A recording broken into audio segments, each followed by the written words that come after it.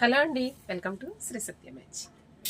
నేను కట్టుకున్న శారీ వచ్చేసి రన్నింగ్ మెటీరియల్ అండి. ఇవి మీకు లాస్ట్ వీడియోలో కలర్స్ అన్నీ మీకు పోస్ట్ చేసాను.